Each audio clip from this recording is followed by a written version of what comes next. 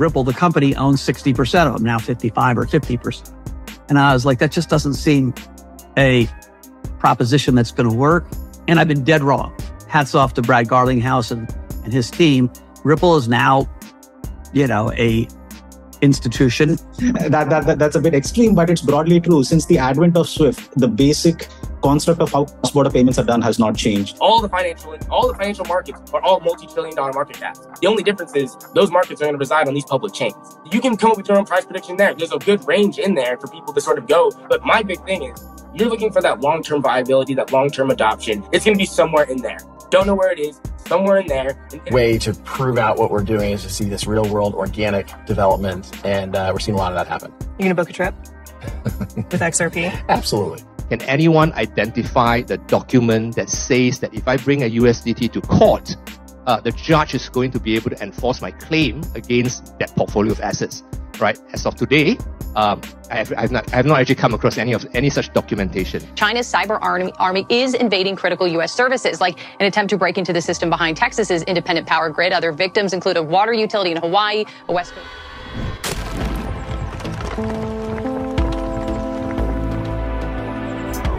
Enjoy the ride, pal. It's the XRP army. If you got some bags, welcome to the party. Welcome back to some more Moon o'clock news. No breakfast, no coffee, just straight extra. Bullishness. Shout out to Let Us Up. We got J-Dub in the building. Appreciate you stopping by, smashing them likeys, stuffing some bags. Go ahead. Throw on those moon suits. Throw on those pilot shades. Buckle up, because the future's extra. Bullish. Let's go full speed, full throttle. To the cryptoverse. We got the total global cryptocurrency market cap taking a dip today, right around 1.6 trillion, down about 6.5% in the past 24 hours. We got the total trading volume in the last day, right around 123 billion. We had XRP in that number 5 spot, right around 60 cents, down almost 8% in the past 24. Stellar XLM back to 12 cents. BTC 40K ETH 2,185. We got XDC right around 0.048. We got Flare 016 down 10%. Songbird 0.0099 down 10.7.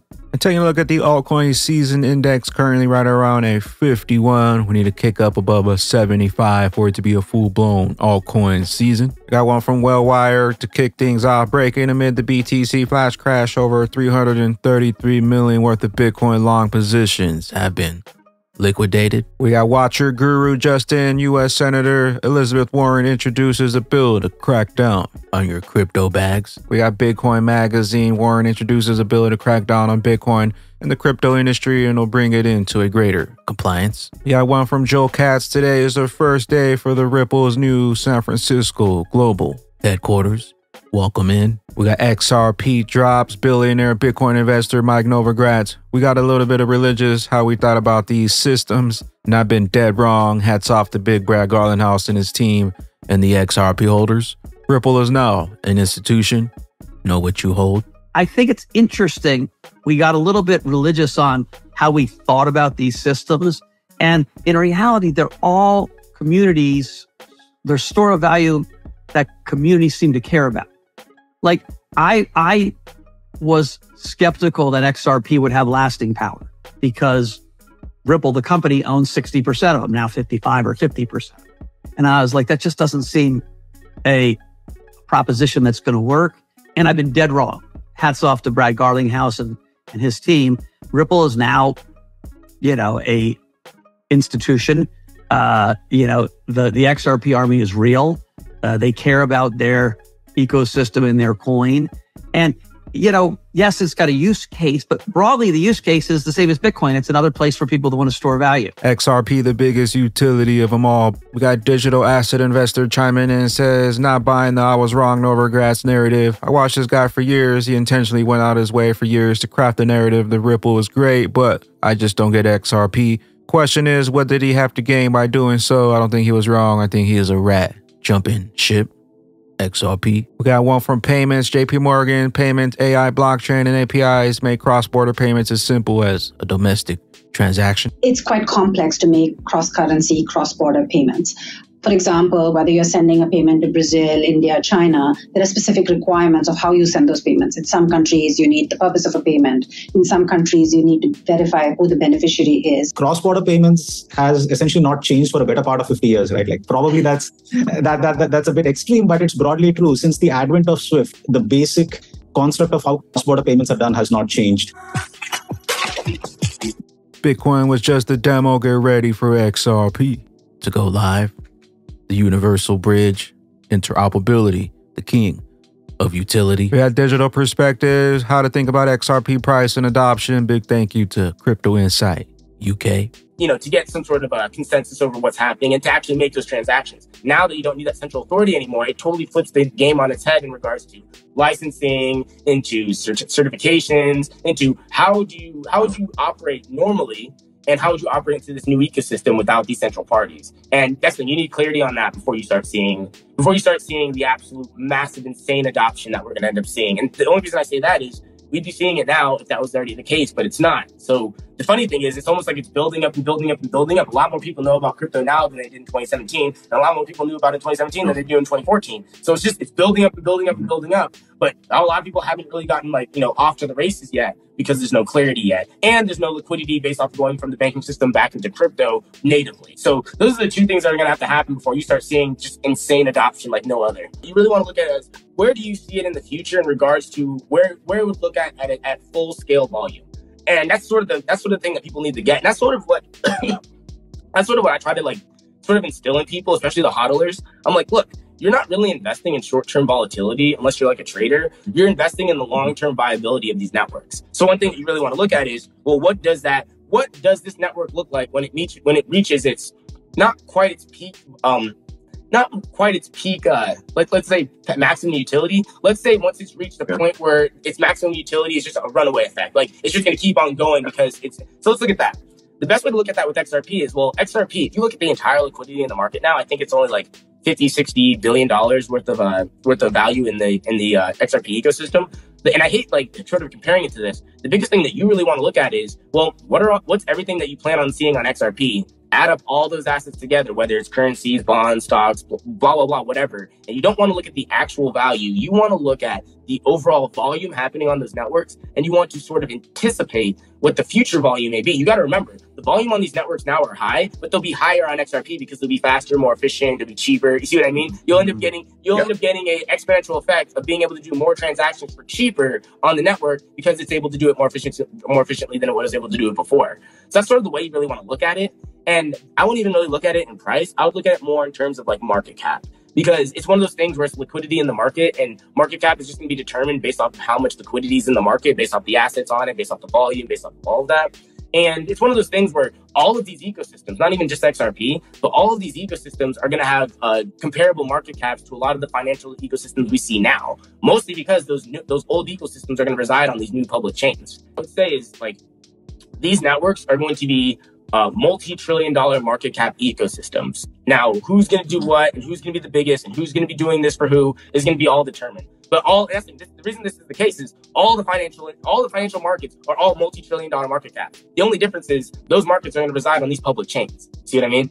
Sure. So that's the best way to look at it. And that's the thing. You can come up with your own price prediction there. There's a good range in there for people to sort of go. But my big thing is, you're looking for that long-term viability, that long-term adoption. It's going to be somewhere in there. Don't know where it is. Somewhere in there. And that's the thing, that's why I try to equate it to the race car driver. It's look, I don't know when he's going to place, but I think he'll be in the top 3. And not that XRP will be in the top 3. I just think that XRP will be able to reach a side to where the liquidity would be needed to maintain the financial markets as they are today, on top of being able to adapt them towards future use, which means they'll be operating faster, cheaper, more efficiently, all of that, on top of being able to do what they already do. Mind-blowing amounts of wealth flowing through these blockchains, distributed ledger technologies. We got one from Crypto Eddie. XRP is for retail. Fact, in 2018, Ripple created Spring, now Ripple X Dev, to jumpstart all types of use cases for XRP. In the long run, the most effective way to prove out what you're doing is to see this real world organic development. What are your thoughts on XRP, security or not? I think it's very clear XRP is not a security. There's a whole bunch of kind of base layer reasons for that. One of the most important, I think, is if Ripple, the company, shut down, XRP trades on over 100 exchanges around the world, and XRP would continue to trade. Ripple is one important participant in the XRP ecosystem, but there are a whole bunch of participants. And so going back to XRP use cases, you were talking about how ecosystems expanding well beyond Ripple, examples like Coil and Omni.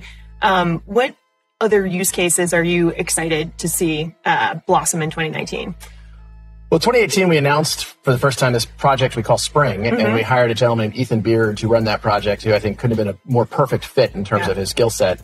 And we've announced a number of deals in this space. Certainly there's a number of deals that we have worked on that we haven't announced yet, but I think we want to look at anything that takes advantage of XRP's uniqueness as a extremely fast, extremely low-cost transactions. And there are examples that, we have talked about publicly. We announced a small investment in a company called Securitize recently. We're going to continue to do deals like that and, see the overall ecosystem grow. And I think we made good progress in 2018, but you should definitely expect more from us in that in 2019. You even came across, beyond the work of Spring, but just an example of a travel site that's now accepting XRP for payment. Travala, I think is the name of it, is accepting XRP for payments for travel transactions. And, again, I think in the long run, the most effective way to prove out what we're doing is to see this real world organic development. And we're seeing a lot of that happen. You going to book a trip with XRP? Absolutely. The best is still yet to come. Crawl, walk.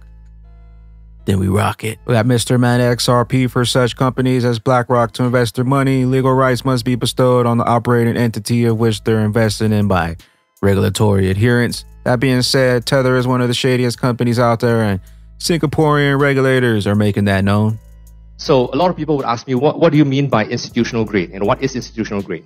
So, given my background as a securitization and derivatives lawyer and a banker, right, from my perspective, if you want the institutions like BlackRock, Goldman Sachs, Morgan Stanley, I was previously also from Morgan Stanley, to come in and play in this space, you're going to have to give them a token that has proper legal rights, interests, and ownership, right?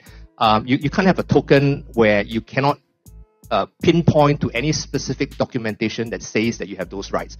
If you can't, then it's going to be very difficult for anyone to be able to come in and play this game. Now, having said that, USDT has done such a great job marketing themselves, and I've got to admit, I've held USDT before, but because of that, and I'm using them as a negative example, and I'll explain why. But because it is so widely used, what I do is we would allow people to make payment to us in USDT, but we would definitely off-ramp it as soon as possible. The reason for that is because, and I'm not sure how many of us here in this room has ever held USDT, and I hope you're not still holding USDT, but you should ask yourself a very simple question. USDT claims, Tether claims that they are backed by a portfolio of treasuries and cash deposits and bonds and so on and so forth. But the question is this: can anyone identify the document that says that if I bring a USDT to court, the judge is going to be able to enforce my claim against that portfolio of assets, right? As of today, I have not actually come across any such documentation. So from my perspective, that's the problem with a lot of so-called real-world asset tokenization today. My daughter is actually studying law at 30X chimes in and says, yep, Tether and Tron are scams. Both will be the reason for the market collapse. Senator Warren bill is the first step. All the bills are in place. We got Mr. Intuitive with the alert. China's cyber army is invading the critical U.S. services, including the power grid, ports, pipelines, water, utilities. Post reveals hackers affiliated with China's People's Liberation Army have infiltrated critical services here in the U.S. Alexandra Hoff joins us now from our nation's capital. Alex, this is not good. No, it's not. I mean, this infiltration appears to be part of a broader effort to insert chaos into our logistical systems. The information collected could then be weaponized if the U.S. and China were to become engaged directly in the Pacific. According to reporting from the Washington Post citing multiple U.S. and industry security officials, China's cyber army is invading critical U.S. services, like an attempt to break into the system behind Texas's independent power grid. Other victims include a water utility in Hawaii, a West Coast port, and at least one oil and gas pipeline, according to that report you're seeing there. Brandon Wells, executive director of the Department of Homeland Security Cybersecurity Agency, told the Washington Post post this, quote, "It is very clear that Chinese attempts to compromise critical infrastructure are in part to pre-position themselves to be able to disrupt or destroy that critical infrastructure in the event of a conflict, to either prevent the United States from being able to project power into Asia or to cause societal chaos inside the United States to affect our decision-making around a crisis." The report notes that over the past year, hackers affiliated with the People's Liberation Army in China have accessed the computer systems of about 24 critical entities. Could we be possibly being set up for another crash before we blast the BTC halving May of 2020? As you can see here, right before this massive bull run took off, we had a crash, and then what followed was a massive bull run. Could we be set up for the same thing coming into our next halving date of April of 2024? Possible crash, scare the market, scare investors out to sell their bags before we continue on to the next leg of the next bull run. We got We Say When, some 2.6 release candidate sent to Apple for review today, and it won't be called Some anymore, it'll be called Zaman 2.6. We got one from Stellar. We're tracking real world challenges with Stellar 8 Assist. In a world where people face urgent needs, Stellar 8 Assist leverages the Stellar network to swiftly deliver crucial funds during crises. We got Egg Crypto. The recent flash crash swiftly cleared out a significant number of long positions, showing the unpredictable nature of this space. It's a stark reminder that leveraging these trades can lead to a devastating losses. XRP Army, stay ready. Color code $40. Update. We got one from Elk Crypto. Altcoins, I'm not surprised about this dip. I've been sharing this scenario with you for months. See the next tweet. It's just a shorter breather. The next move will be strongest in many years because there's virtually no resistance on the chart. And we got cryptos. XRP versus BTC, still the most significant important chart in my opinion. XRP is still holding these two important support levels. This is our main focus this week. We'll update on XRP. With that being said, Batman and Bag Ladies, don't get distracted. XRP will melt faces. The next halving date is upon us. XRP utility is upon us. Cage closure is upon us. Regulation is upon us. The transformation of all value is upon us. Where will those bags be when XRP's true price is finally revealed and that regulation jar of molasses finally breaks open?